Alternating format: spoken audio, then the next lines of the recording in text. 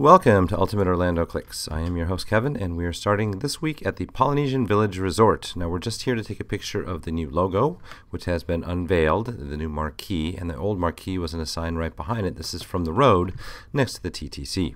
From there over to Disney's Hollywood Studios, where as you can see the signage has been removed from the American Idol experience outside the exterior, both from the standby area as well as the larger icon over to the side.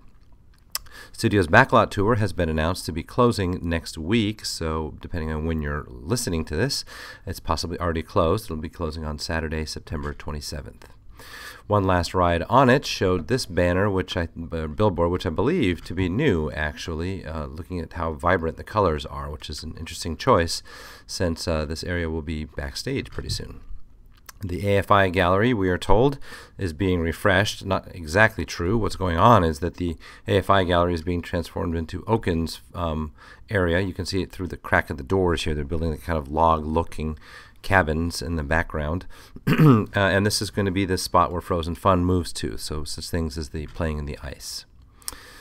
At the Voyage of the Little Mermaid, you've got the standby sign having its innards removed, and then the other Fast Pass sign is being kind of covered up. Not sure what's going on there. Legends of Hollywood is an older shop at the beginning of Sunset, but what's inside is not old. It's all been rethemed to Frozen, as you can see from the posters that are just outside the shop itself. It's all Frozen themed in the main characters, and then the Frozen characters are part of the highlights around the room. We'll take a closer look at those posters in a moment. First, behind the cash register, you'll see a couple of designs. There's one of them at the close-up on the castle, and then over to that room where you can see lots of Anna and Elsa dolls and snowflakes and so forth. It's the kind of decorations. It's all Frozen merchandise in here. Over to the other side, cashier, you can see there's a different design behind there, and that's what the Arendelle Castle looks like there. Close-up of it for you. And now these posters, Kristoff and Olaf, Anna and Elsa. Just outside there is a display window. It's got Olaf in it doing his summer fun kind of pose, and this is a dressing room door also in one of the somewhat under-themed areas just outside. iDrive 360 is coming along. This is the area where the iDrive, the eye is going to be. You can actually just kind of see it in the background here. They've started a little bit of construction of the loop. I'm not sure how visible that's going to be. The little loop right there is starting to show up. It's not the full circle yet by any means, but the new signage is up showing 360, the Orlando Eye. It was the opening weekend of Epcot International Food and Wine Festival, which meant that a few topiaries came back, but by and large, people were there to get the food. And so here's what the spicy tuna hand roll looked like, a somewhat large sushi roll, so that was a good purchase, as was the steamed gyoza bun, which is also from the Japan pavilion. And this is what the escargot looks like this year. Rather than being served with a lot of garlic in a brioche bun, now it's in this tart, and it's a lot more crumbly, actually. You can't really taste any escargot or any garlic, for that matter. These trays are new for you to carry around. You have to purchase them, of course. They've had the concept before, but not this exact logo and design. The usual wristbands, and this is what the T-shirt looks like for this year. We'll see some other merchandise in a little bit. The booth next to the France Pavilion is Brazil this year. It's a newly constructed booth, and you can see they've got some decorations around the outside of it. Puerto Rico has a booth in the garden area near the Rose Garden, and so you can see its booth is both colorful and also newly designed and built from scratch. Some watercolor display next to it, and then some information about Puerto Rico on the billboards to the side as you're waiting in line. That one had a somewhat long line, actually. And there's the Scotland booth, which I think I've highlighted once before. Over to the Festival Center, the former Wonders of Life Pavilion area, where you can see they've got some similar signage set up for you to get situated about the festival. Several people manning the festival information booth, and here is the setup inside the Festival Center. And the spotlight stage caught my eye for being, at least to my mind, somewhat newly constructed this year. It looked like it had a complete refurbishment there. Some of the merchandise available includes Mickey and Donald and oddly Figment in a chef coat. And then some more of the merchandise available, including a Duffy you can see over to the side, a Food and Wine Duffy. The Epcot cookbook is now more and more of a folder with a spiral bound. You can kind of see what's going on there for $25 and less of a book.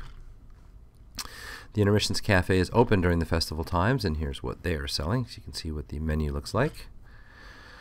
Another festival beer shirt, this one's showing different types of beer steins in Germany, and another beer shirt. It's really food and beer festival in some ways now. And you can see the annual pass holder merchandise, including the pin available for sale.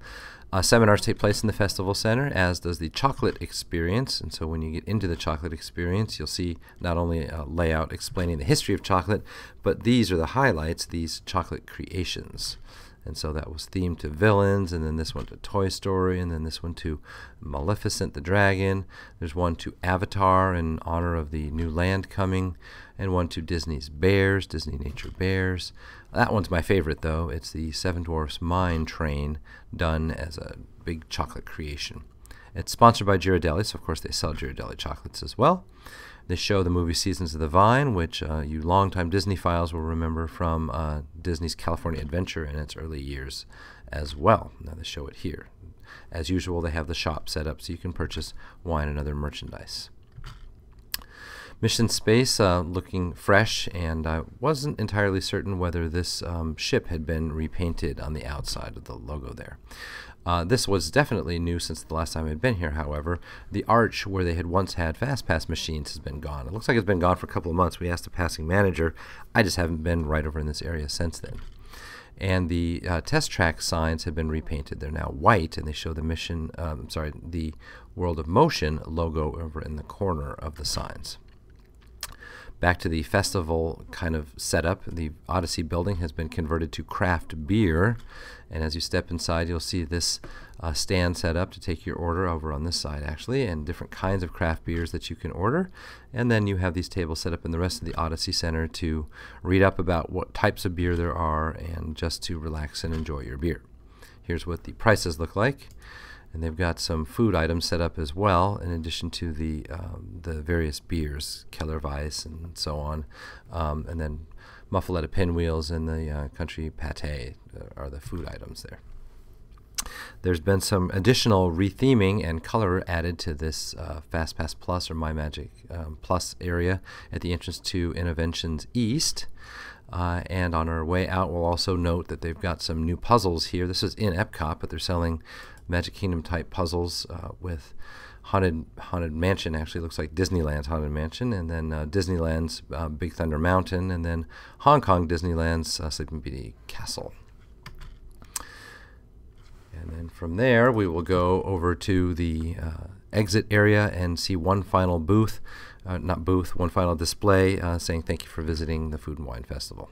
On to our game, where in Walt Disney World was this? And this was the prompt last time, and I did see a couple of correct responses. It was the older backdrop for the Character Fun Spot. It was also at Epcot near Club Cool, really. And now it looks totally different, actually. All right, here is our question for this time, and no hints from me. You leave your guesses in the comments field, and we'll see you next time if you guys are right. That does it for us this time around, and we thank you guys, as always, for dropping by. We'll catch you next time.